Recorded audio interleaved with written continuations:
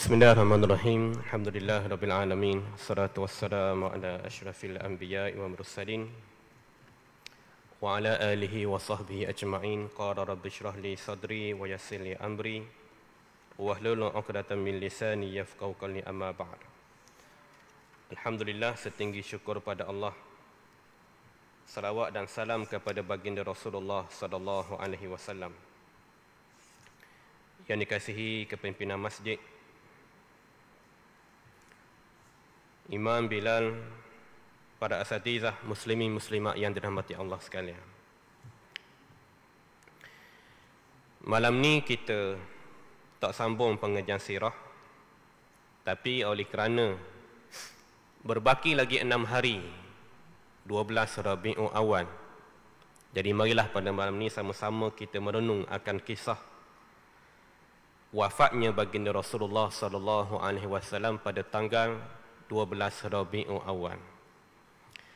Semoga dengan kita menghayati kisah ini menambahkan lagi rasa rindu kita kepada baginda Rasulullah sallallahu alaihi wasallam, terutamanya semakin dekatnya kita menghampiri hari lahir dan juga hari wafatnya Rasulullah sallallahu alaihi wasallam. Permulaan baginda Rasulullah sallallahu alaihi wasallam menunjukkan tanda-tanda dia sebelum dia wafat. Iaitulah bermulanya ketika Rasulullah sallallahu alaihi wasallam mengumumkan kepada para sahabat dia nak buat haji. Oleh kerana itulah ramailah para sahabat yang pada masa itu orang-orang Islam dah berkembang sampai ke Yaman, sampai ke Oman, sampai ke Bahrain, luar dah meliputi semenanjung tanah Arab. Jadinya berduyung-duyunglah orang-orang Islam menuju ke Mekah untuk tunaikan haji dengan Rasulullah. Dan itulah haji yang pertama kalinya dan akan jadi haji yang terakhir yang dilaksanakan oleh baginda Rasulullah. Diriwayatkan seramai 120,000 manusia berkumpul di Mekah. Dan itu adalah jumlah yang sangat ramai. Tak pernah orang-orang Islam ataupun orang Arab sebelumnya berhimpun seramai itu. Lalu sehinggalah mereka melakukan ibadah-ibadah haji dan sampailah mereka di Arafah. Dan masa di Arafah itulah Rasulullah naik atas bukit Jabal Rahmah. Bila dia naik atas bukit, dia sampaikan khutbah, dan khutbah ini kita kenal dia dengan khutbah Hujjatul Wada'. Biasa-biasa masjid gantung khutbah ni kat dinding. Dan khutbah ini mengandungi pesanan-pesanan yang sangat penting, sehingga kan baginda riwayat macam ni di awal khutbah dia. Barang siapa yang hadir pada hari ini, tolong sampaikan kepada orang-orang yang tidak hadir akan pesanan aku ini. Nak riwayat pentingnya pesanan-pesanan dia pada hari itu. Rasulullah memulai mengenai suami mesti menunaikan hak isteri dan hak isteri mesti menunaikan hak suami. Perkara riba mesti kita hentikan serta-merta. Dan antara ucapan yang paling berharga Rasulullah pada waktu ini adalah kata Rasulullah, taraktu fikum amrain lan tadillu ma in tamassaktum bihima kitaballah wa sunnati rasulih. Aku nak beri wasiat ni, kata Rasulullah. Nak beri wasiat pada kamu semua ni. Kalau mau pegang wasiat ini, kamu tak akan sesat selagi mana kamu berpegang kepada keduanya, Al-Quran dan juga sunnah yang aku akan tinggalkan. Selesai sahaja Rasulullah menyampaikan khutbah, tiba-tiba Jibril datang. Dan bila Jibril datang, dia menyampaikan wahyu. Rasulullah sampaikan wahyu ini kepada hadapan orang Islam yang ramai. Rasulullah membaca firman Allah, A'udzubillahi minasyaitonirrajim. Al-yawma akmaltu lakum dinakum wa atmamtu alaikum ni'mati wa raditu lakumul Islam madinah. Hari ini telah sempurna agama ini, telah aku cukupkan agama ini, dan telah aku cukupkan nikmat-nikmat aku ke atas kamu, dan telah aku reda agama ini sebagai agama kamu. Mendengar berita ini, ayat Al-Quran yang baru dibacakan ini, para sahabat sangatlah gembira. Kerana seolah-olah Allah mengisytiharkan mengenai agama ini dah siap dah sempurna dah comel dah pada hari mereka berhimpun di Arafah pada hari berkenaan. Namun belang-belang mereka bergembira ni, mereka melihat sosok tubuh seorang sahabat menangis, iaitulah Abu Bakar As-Siddiq. Orang bertanya kepada Abu Bakar, sedang orang gembira sebab apa murah jadi sedih? Jawab Abu Bakar, sekiranya Allah sudah mengisytiharkan agama ini sudah sempurna, maka sudah selesailah tugas baginda Rasulullah sallallahu alaihi wasallam menyampaikan risalahnya. Jika selesai tugasnya, maknanya sudah tidak lama lagi baginda Rasulullah akan tinggalkan kita semua. Yang tadi gembira bertukar jadi hibur pada sahabat, kerana mereka baru melihat tanda-tanda baginda Rasulullah yang sangat mereka kasih dan sayang akan tinggalkan mereka semua. Lalu masuklah bulan Muharram, tahun baru, bulan pertama. Kemudian masuklah bulan yang kedua, bulan Safar. Pada bulan Safar, baginda banyak melakukan ziarah-ziarah ke kubur. Antaranya baginda pergi ziarah ke kubur dekat Uhud. Di situlah ada makam syuhada. Di situlah dimakamkan pak saudara dia Hamzah. Di situlah dimakamkan 70 lebih para sahabat yang mati syahid dalam perang Uhud. Baginda mendoakan kebaikan pada mereka. Dan pada tanggal 29 Safar, 29 Safar lebih kurang 13 hari sebelum wafatnya baginda Rasulullah sallallahu alaihi wasallam, Rasulullah pergi ziarah di Kubur Baqi'. Kubur Baqi' ini hanya di belakang Masjid Nabawi pada hari ini. Di situlah dimakamkan Uthman, menantu dia. Di situlah dimakam Aisyah, isteri dia, dan lain-lain para sahabat radhiyallahu anhum yang lain. Lalu setelah baginda balik daripada ziarah di Kubur Baqi', tiba-tiba badan baginda Rasulullah jadi teramat panas. Panas dah lalu. Sehingga kan kalau sahabat dia pergi jamah serban yang ada di kepala Rasulullah, terasa panasnya pada serban berkenaan.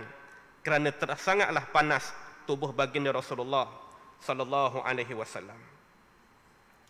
Lalu kemudiannya, bila mana baginda balik ke rumah, lalu baginda Rasulullah sallallahu alaihi wasallam minta supaya disediakan air telaga. Lalu Rasulullah pun minta mandi. Bila dia mandi, Rasulullah sallallahu alaihi wasallam cepat-cepat minta naik ke mimbar. Orang terkejut, baginda tiba-tiba naik ke mimbar. Padahal tubuh dia baru tadi tak sihat, tak urat. Lalu baginda Rasulullah sallallahu alaihi wasallam menyampaikan pesanan-pesanan yang penting. Sabda Rasulullah sallallahu alaihi wasallam, sesungguhnya Allah telah mencelakakan orang Yahudi dan Nasara. Mereka jadikan nabi-nabi mereka sebagai sembahan. Jangan pula nanti kalau aku mati, menjadikan pula aku ini sebagai sembahan. Tiba-tiba baginda ulang mengenai kematian. Nak menggambarkan seolah-olah bila-bila masa sahaja baginda Rasulullah sallallahu alaihi wasallam akan meninggalkan mereka semua. Jadi marilah kita tengok bagaimana detik-detik terakhir baginda Rasulullah sallallahu alaihi wasallam. Pada hari keempat sebelum wafatnya Rasulullah sallallahu alaihi wasallam, pada hari Khamis, pada saat Rasulullah yang sedang sakit itu yang semakin bertambah berat, baginda bersabda, "Mari aku tuliskan untuk kamu satu surat yang kamu tidak akan sesak selepas ketiadaanku." Ketika itu di dalam rumah ada beberapa orang lelaki termasuk Umar berkata, "Rasulullah tersangat gering sekarang, sedangkan di sisi kamu ada Al-Quran, memandailah untuk kamu kitab Allah." Suasananya begini tuan-tuan. Rasulullah sallallahu alaihi wasallam ni teramat-amat dia nak tinggalkan pesanan pada umat dia. Makna kata pada kita semua. Dan dia nak pastikan dia boleh tinggal pesanan-pesanan yang penting. Sehingga kan baginda minta supaya dicatatkan, direkodkan apa yang dia nak sebut pada saat dia sakit pada waktu itu. Jadi Umar ni kata, "Rasulullah cukup-cukup dah lah. Ada dah, kami dah ada Al-Quran padang dah. Nak wayaknya, Umar nak wayak supaya padang dah apa yang kamu sampaikan pada kami. Mu tengah sakit sekarang. Cukuplah kamu berehat sekarang wahai Rasulullah." Tapi Rasulullah sallallahu alaihi wasallam ni dia punya sifat dia. Dia punya keinginan dia. nak sangat supaya sebelum dia meninggal, dia boleh berikan wasiat-wasiat yang penting kepada umat dia.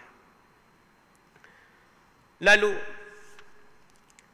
bila mana menjelangnya malam, hari Khamis ni, bila menjelang malam, Rasulullah mengimamkan salat maghrib. Dan pada waktu Rasulullah mengimamkan salat maghrib, dia baca surah yang panjang, surah Al-Mursalat, surah sebelum juzuk 30. Padahal belang sakit ini, kalau nak berdiri panjang lama, dok rok, dok larat, tapi baginda tetap baca surah yang panjang, satu muka surat setengah. Selesai Rasulullah mengimamkan salat maghrib, tuan-tuan boleh bayang macam ni je. Di sini tempat ruang sembahyang Rasulullah, tempat dia imam.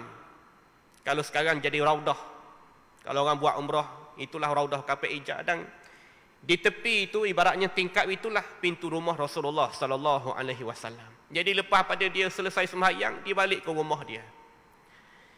Bila dia balik ke rumah dia, sehinggalah masuklah waktu Isyak.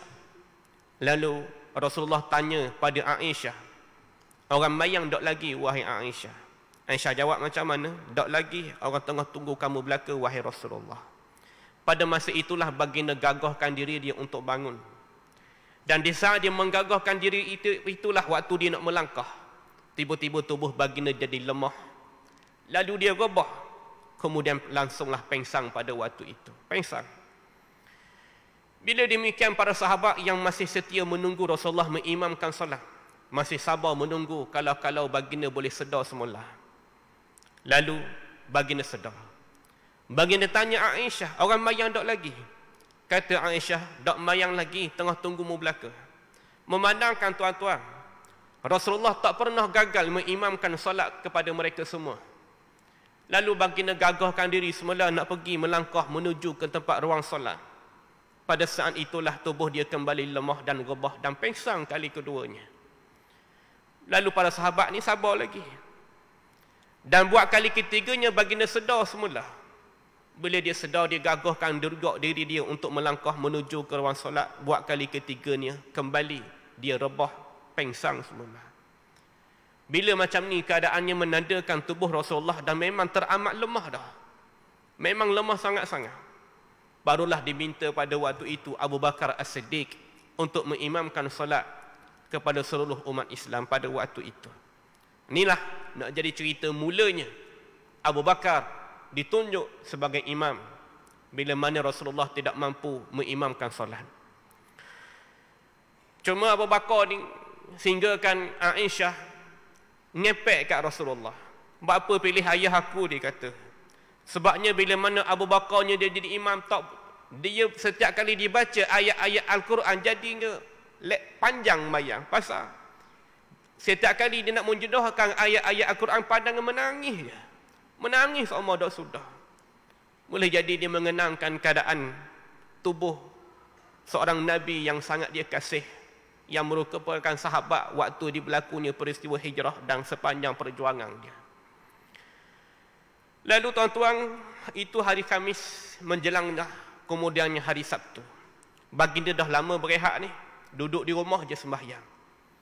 Hari Sabtu, di saat Abu Bakar sedang mengimamkan salat Zuhur, Rasulullah sallallahu alaihi wasallam minta kepada sepupu dia Ali dan Fadal untuk memapah dia supaya boleh dia keluar daripada bilik rumah dia untuk solat berjemaah sama-sama. Sampaikan dipapah, minta orang papah. Bila dipapah masa itu Abu Bakar dah mayang dah, akad takbir dah. Lalu Rasulullah ni minta supaya diletakkan dia di belakang Abu Bakar As-Siddiq. Bila Abu Bakar sedar Rasulullah mari, lalu dia rasa diri dia tak layak. Tak mungkin dia mengimamkan, jadi imam kepada seorang Rasul, seorang Nabi. Abu Bakar ni dia nak berundur ke belakang. Rasulullah buat isyarat tangan supaya meneruskan sembahyang dia. Lalu bila mana baginda angkat takbir, barulah kemudian Abu Bakar melangkah juga ke belakang. Geser sikit. Bila geser sikit ni, setiap kali baginda Rasulullah bertukar rukun, suara Rasulullah tak ada. Lalu Abu Bakar lah yang melantungkan suara Allahu Akbar, Allahu Akbar. Sampai ke hari ini kita ada Bilal yang melaungkan kalimah Allahu Akbar bila mana imam bertukar rukun. Dan itulah sepanjang Rasulullah dah bermula tak boleh solat berjemaah waktu isyak tadi, dan waktulah dia usaha juga keluar untuk solat berjemaah. Lepas pada zuhur hari itu tuan-tuan, dia sudah tidak lagi keluar sembahyang bersama-sama dengan para sahabat radhiyallahu anhum. Dah kalau begitu keadaannya apa maksud dia? Maksudnya tubuh Rasulullah dah memang sangat-sangat tenat pada waktu itu. Lalu bila mana demikian para sahabat, memang setiap kali mereka ni berkumpul dekat masjid, berkumpul penuh masjid, takut ada berita tak baik, takut ada berita yang paling mereka takuti, takut-takut Rasulullah meninggalkan mereka semua. Pakak berhimpun, mana kata ada ruang mari kat masjid. Sebabnya desain rumah Rasulullah memang ruang masjid itu di situ je rumah Rasulullah sallallahu alaihi wasallam. Dan sehinggalah bila mana menjelangnya hari terakhir baginda Rasulullah sallallahu alaihi wasallam, bila menjelang waktu subuh. Hadis ini diriwayatkan oleh pembantu Rasulullah sallallahu alaihi wasallam, Anas bin Malik. Tak adalah orang yang paling rapat dalam kehidupan Rasulullah selain daripada isteri-isteri dia, Anas, pembantu peribadi Rasulullah. Di saat Abu Bakar mengimamkan solat subuh, ada jemaah di belakang dia. Lalu tengah-tengah sembahyang itulah mereka melihat ada seseorang menyelak tabir pintu rumah Rasulullah. Jadi ibaratnya di situ pintu, mereka tengah sembahyang ni. Tapi bila ada orang menyelak tabir pintu rumah Rasulullah, mata melirik melihat. Dan saat itulah tiba-tiba mereka melihat Rasulullah munculkan wajah dia, dan tiba-tiba baginda mengukir senyuman yang sangat manis. Anas bin Malik meriwayatkan seolah-olah para sahabat bila melihat wajah Rasulullah yang terukir senyum itu, para sahabat nak hentikan solat. Kerana sudah lama Rasulullah tidak melantungkan senyuman di bibirnya kerana sakit yang ditanggung olehnya. Mereka sering kali melihat Rasulullah selama ini tersenyum mesra, tetapi bila sakit Rasulullah dah tak senyum. Dan bila mana hari itu Rasulullah mengukirkan senyuman pada sahabat seolah-olah nak hentikan sembahyang, nak pergi jember, nak pergi terpa, nak pergi peluk, nak pergi cium seorang manusia yang sangat mereka kasihi dan mereka sayang. Namun Rasulullah membuat isyarat tangan supaya para sahabat meneruskan sembahyang masing-masing. Tapi dalam jiwa dan hati perasaan para sahabat ni, Allah, Rasulullah dah sihat dah. Padahal sekejap je lagi waktu duha nanti Rasulullah akan meninggalkan mereka semua. Kadang-kadang macam itulah kita ziarah kawan-kawan kita dekat hospital, padahal sakit dia, sama kena sakit dia, tapi hari kita pergi ziarah tu, Allah, muka dia makannya selera, bersembangnya banyak dengan kita. Macam sihat awak ni, mu ni macam segar semula dah. Oh, dia pun sukalah kata macam segar semula. Kita balik je ke rumah dapat panggilan, kawan kita tadi meninggal dah. Tuan-tuan, begitulah apa yang berlaku kepada Rasulullah sallallahu alaihi wasallam. Bila mana para sahabat yang menyangka Rasulullah dah kembali sihat ni, termasuklah Abu Bakar As-Siddiq yang selama ini tak berani nak berjauhan daripada Rasulullah, dan hari itu Abu Bakar buat kerja jauh sikit. Jauh. Sebab itulah semasa meninggalnya Rasulullah, Abu Bakar tak ada. Sebab dalam fikiran para sahabat ni, Rasulullah dah sihat semula dah. Dalam fikirannya. Kemudian bila mana Rasulullah sallallahu alaihi wasallam duduk dalam rumah dia itu, lalu dia pun panggillah anak perempuan dia, Fatimah radhiyallahu an. Bila dipanggil Fatimah, kata Fatimah, alangkah sakitnya ayah sekarang. Jawab apa Rasulullah? Wahai Fatimah, selepas ini ayah kamu sudah tidak sakit lagi. Bila kata macam tu, apa jadi pada Fatimah? Dia menangis. Bapa cakap macam tu? Bapa cakap lepas ni dah sakit dah. Namun kata Rasulullah sallallahu alaihi wasallam, wahai Fatimah, lepas saja ayah meninggal ni, lepas pada ayah tak ada ni, orang yang pertama menyusul aku pula nanti di kalangan keluarga aku adalah kamu, wahai Fatimah. Barulah Fatimah senyum semula, kerana dijamin dia akan jadi orang yang pertama menyusul baginda Rasulullah sallallahu alaihi wasallam. Dan memang betul, 6 bulan lepas tu Fatimah pula meninggal dunia, menyusul baginda Rasulullah sallallahu alaihi wasallam.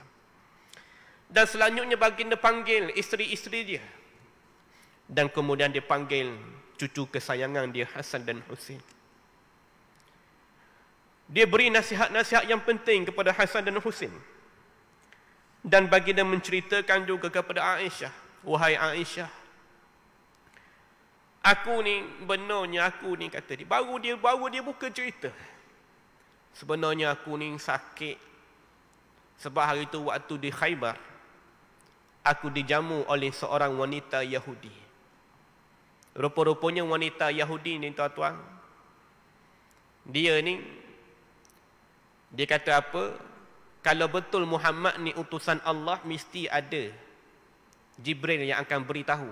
Lalu dia nak teh, dia hidangkan masakan yang dia letak racun. Rasulullah sempat ambil daging hidangan ni, dia jamak, baru Jibril sapa. Jadi ada dah kesan sedikit. Kata Rasulullah pada Aisyah, wahai Aisyah, aku ni benarnya sakit lepas aku makan hidangan dekat Khaybar.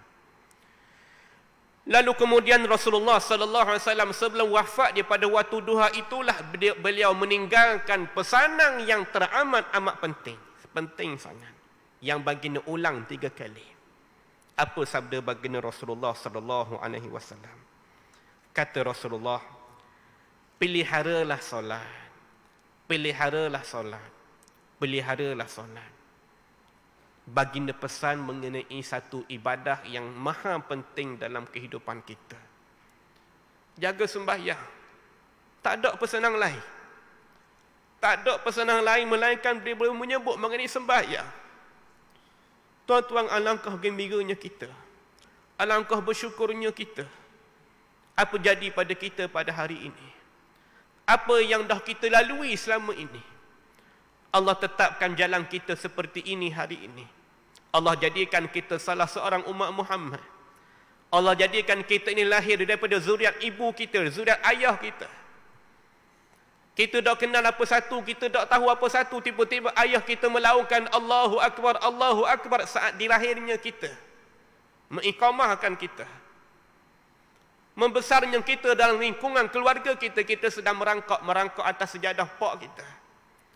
Membesarnya lagi kita, Allah hadirkan ayah kita, belikan kopiah, belikan kain pelekat, belikan baju Melayu. Dia ajak kita naik motor, pergi ke masjid, pergi ke surau. Dia ajak kita pergi solat Jumaat. Dia ajak kita pergi ke rumah Allah. Demikian Allah jalankan kehidupan kita. Alangkah syukurnya kita pada Allah, kerana demikian Allah telah menetapkan kehidupan kita, sedang betapa ramainya orang lain yang tidak kenal tentang sembahyang, yang tidak kenal akan kewajipan-kewajipan dalam kehidupan mereka. Dan kita telah menjadi seseorang yang tergolong di dalam pesanan terakhir Rasulullah sallallahu alaihi wasallam sebelum wafatnya Rasulullah. Lalu sehinggalah baginda Rasulullah sallallahu alaihi wasallam dia baringkan kepalanya di atas ribaan Aisyah radhiyallahu anha. Dan pada waktu itulah tiba-tiba Abdurrahman, adik kepada Aisyah, masuk ke ruangan bilik Rasulullah. Dan mata Rasulullah memandang sebatang kayu yang dipegang oleh Abdurrahman. Aisyah tanya, kamu nak bersugi ke? Rasulullah pun angguh-angguh. Lalu kata Fatimah, dia riwayatkan, sesungguhnya aku bersyukur sangat-sangat, dia kata, sebabnya Rasulullah mati dalam rumahku, mati ketika giliranku, dan Rasulullah wafat di saat air liurnya bercampur dengan air liur aku. Tanya Fatimah pada Rasulullah, kamu nak aku lembutkan ke? Rasulullah angguh-angguh. Aisyah pun mamah kayu sugi ni. Lalu kemudian dia sugi gigi Rasulullah sallallahu alaihi wasallam. Lalu pada itu, setelah Rasulullah bersugi itulah baginda mengatakan, la ilaha illallah, innal mautu sakarat. Tiada Tuhan melainkan Allah. Sesungguhnya mati itu sangat menyakitkan. Sedangkan Nabi mengatakan dia sakit. Siapakah kita di depan Allah? Bagaimana keadaan kita di saat Allah akan pertemukan kita dengannya? Di saat malaikat menghenjut nyawa kita sampai kerangka. Bagaimana kesakitannya, sebagaimana Rasulullah kata dia sakit. Dialah kekasih Allah tapi dia sakit. Lalu kemudian tuan-tuan, Rasulullah sallallahu alaihi wasallam mengangkatkan tangannya ke atas, matanya memandang ke langit. Lalu baginda mengucapkan, bersama orang-orang yang engkau berikan nikmat kepada mereka di kalangan nabi-nabi, siddiqin, syuhada dan salihin. Ya Allah, Allahumma ighfirli, Allahumma arhamni. Ya Allah, ampunkanlah aku dan berikanlah rahmatmu ke atas aku. Dan ya Allah, pertemukanlah aku dengan teman yang tertinggi, pertemukanlah aku dengan teman yang tertinggi, dengan teman yang tertinggi. Bi rafiqil a'la, bi rafiqil a'la. Lepas pada itu barulah jatuhlah tangan Rasulullah menandakan wafatlah baginda Rasulullah sallallahu alaihi wasallam. Dan berita pun tersebar dengan cepatnya. Pada sahabat yang tadinya menyangka Rasulullah sihat kembali, mendengar berita yang paling mereka takutkan, berita kematian Rasulullah sallallahu alaihi wasallam, bagaikan peti menyambar. Kerana itulah manusia yang paling mereka kasih, melebihi mereka kasih pada anak-anak, melebihi mereka kasih pada ibu dan ayah mereka. Lalu para sahabat dalam keadaan kesedihan berhimpun di dalam masjid. Tiba-tiba datang sahabat jadi seolah-olah seperti orang gila, menghayung pedang kiri kanan, kiri kanan, kiri kanan. Barang siapa mengatakan Rasulullah mati, aku akan pancung dia. Sesungguhnya Rasulullah hanya pengsang sekejap sebagaimana Allah telah pengsangkan Nabi Musa. Tak lain tak bukan dia adalah Sayyidina Umar ibn Khattab radhiyallahu anhu. Kerana rasa kasih dan sayangnya pada Rasulullah, tak mungkin baginda Rasulullah mati pada pandangan dia. Dan dalam keadaan tidak terkawal inilah, tiba-tiba Allah datangkan sahabat Rasulullah Abu Bakar As-Siddiq radhiyallahu anhu. Abu Bakar melangkah dengan tenang menuju ke rumah Rasulullah sallallahu alaihi wasallam, menjenguk batang tubuh Rasulullah yang sudah terbujur kaku. Lalu kemudian dia keluar daripada rumah Rasulullah sallallahu alaihi wasallam lalu membacakan ayat Al-Quran. A'udzubillahi minasyaitonir rajim. Wa ma Muhammadun illa rasulun qad khalat min qablihi rusul. Tiadalah nabi itu Muhammad. Tiadalah Muhammad itu sebagaimana nabi-nabi yang pernah diutuskan sebelumnya. Nak beritahu kepada orang ramai, sebagaimana nabi-nabi dulu hidup, para anbiya juga kemudian mati meninggalkan mereka semua. Sama juga dengan nabi kita, dia hidup dan juga dia akan mati. Afa imma ta'au qutilan qalibtum ala aqabikum. Jika demikian, kalau dia wafat, patukah kamu berpaling ke belakang? Patukah kamu murtad kemudiannya? Bila Umar mendengar ayat Al-Quran ini, kata dia, seolah-olah aku tidak pernah mendengar ayat Al-Quran ini. Barulah kemudian Sayyidina Umar sedar akan kesilapan dia, tidak menerima kenyataan akan wafatnya Rasulullah sallallahu alaihi wasallam. Muslimin, muslimat yang dirahmati Allah sekalian, demikianlah suasana para sahabat radhiyallahu anhum yang mendengar berita akan kewafatan Rasulullah sallallahu alaihi wasallam. Dalam keadaan sayang seperti apa pun para sahabat sayang pada Rasulullah, tetap akan meninggalkan para sahabat. Dan ada seorang sahabat yang paling tidak boleh menerima kenyataan. Tak lain tak bukan Muazzin Bilal bin Rabah. Bilal bin Rabah pujuk Abu Bakar As-Siddiq bila mana Abu Bakar menjadi khalifah, minta supaya dia dibenarkan keluar daripada Madinah, dia nak berpindah ke tempat lain. Kerana dia tidak sanggup lagi tinggal di Madinah kerana terlalu banyak kenangan-kenangan kalau dia duduk di Madinah. Jadi dia sok mau jadi sedih, sok mau jadi sedih. Pada pandangan dia lebih baik dia berhijrah ke tempat lain. Abu Bakar tak izinkan, tak benarkan, tak boleh tinggalkan Madinah. Bila sabar, bergantilah Khalifah Umar ibn Khattab. Bila pun dipujuk Umar, lalu Umar pun benarkan. Dan bila sekian lama meninggalkan kota Madinah, orang-orang Islam mula teringat-ingat akan laungan azan Bilal bin Rabah. Kerana Bilal bin Rabah lah yang awal pertama kali melaungkan kalimah azan. Bila mana Rasulullah membenarkan kalimah azan dilaungkan, Bilal lah orang yang pertama melaungkan kalimah azan. Lalu orang-orang pergi pujuk Bilal minta balik. Umar hantar utusan. Bilal kata, aku tak boleh balik. Kalau setiap kali aku laungkan kalimah azan dan aku nak iqamah, aku akan pergi ketuk pintu Rasulullah, pintu rumah dia. Kita nak semayang dah. Dan selepas ini aku nak ketuk pintu rumah siapa? Rasulullah dah tak ada dah. Datanglah orang lain pujuk tak makan. Bila tak mau balik. Namun akhirnya datanglah cucu Rasulullah Hasan dan Husin pergi pujuk Bilal supaya balik ke kampung, balik ke Madinah. Bila Bilal melihat susuk tubuh cucu Rasulullah sallallahu alaihi wasallam, dia tak boleh. Dia pun mengalah. Akhirnya dia pun balik semula ke Madinah. Tuan-tuan, menjelang waktu subuh. Menjelang waktu subuh, Bilal melaungkan azan. Allahu Akbar, Allahu Akbar. Para sahabat yang sudah sekian lama tidak mendengar laungan azan yang dilaungkan oleh Bilal, menyebabkan mereka terkejut. Mereka merasakan seolah-olah baginda Rasulullah dah seperti hidup semula. Bermain di fikiran masing-masing segala cerita, segala peristiwa, segala kenangan yang mana mereka pernah bersusah payah hidup dengan Rasulullah sallallahu alaihi wasallam. Dan di saat itulah masing-masing keluar daripada rumah masing-masing, keluar di rumah. Kerana membayangkan seolah-olah baginda seperti hidup bersama-sama dengan mereka walaupun baginda dah mati. Dan sampailah saat Bilal melaungkan wa asyhadu an la ilaha illallah wa asyhadu anna Muhammadah. Di saat itulah tiba-tiba Bilal terhenti melaungkan kalimah azan. Orang pelik kenapa tidak disudahkan laungan azan. Umar pergi melihat keadaan Bilal. Rupa-rupanya Bilal sudah terduduk.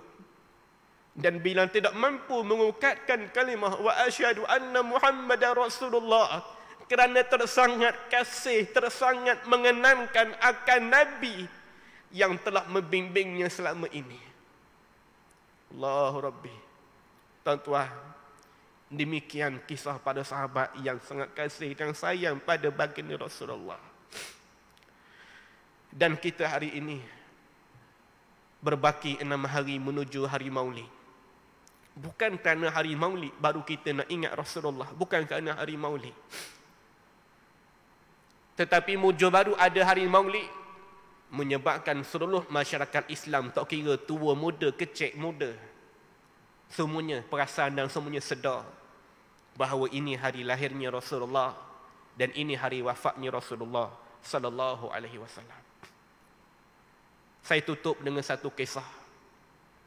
Saya tengok satu tayangan TV yang ditayangkan oleh pernah ditayangkan oleh TV Hijrah, Lau Kana Bainana Al-Habib, dirakam di negara Arab. Lalu tayangan itu menunjukkan bagaimana mereka merakam keadaan dalam pasar raya. Dekat rak buah-buahan mereka ambil sutir buah apple letak atas jalan dan mereka nak tengok apa reaksi orang-orang yang lalu lalang terhadap buah apple yang duduk tengah jalan. Dan macam-macam orang lalu dekat tempat tersebut.